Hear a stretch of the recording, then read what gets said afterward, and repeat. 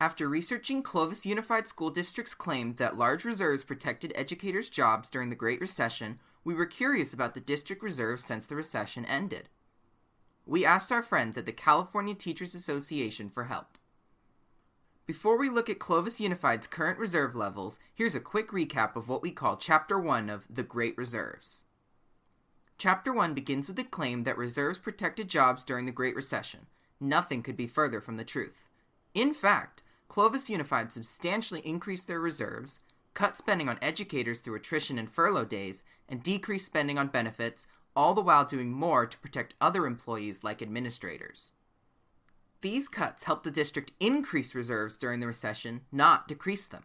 In fact, by 2012-13, Clovis Unified had $23 million more in reserves than they did when the recession began in 2008-9. Did Clovis Unified use reserves to protect educators? The answer is clearly no. Now on to Chapter 2 of the Great Reserves.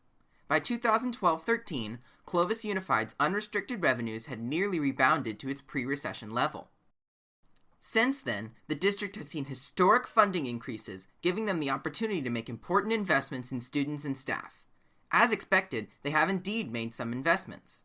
But unfortunately, their spending on educators have not kept up with their increases in funding. This gap between Clovis Unified's funding increases and their investment in educators and other employee groups has allowed them to, you guessed it, put even more money into their reserves. In fact, by 2020-21, Clovis Unified's reserves have more than doubled from where they were in the 2012-13 year. Clovis Unified's reluctance to prioritize educators since their budget improved has had real-world consequences. During the recession, Clovis Unified increased class sizes from their previous level. The district could have used their substantial new monies to quickly bring class sizes back down to where they were and then lower them even further. By 2020-21, class sizes were still higher than they were in 2008-09, the year the recession began. In fact, when class size reduction was required by a new state funding formula, Clovis Unified asked the Faculty Senate to allow them to take advantage of a loophole to avoid the new requirement by entering into an agreement for higher class sizes than the law required.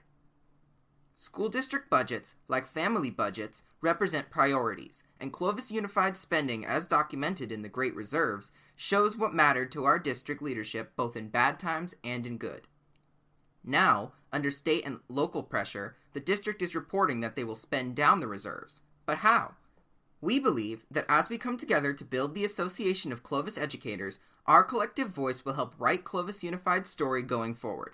If Clovis educators were sitting united at the bargaining table, helping determine what the priorities are for Clovis schools and students, what would matter to you?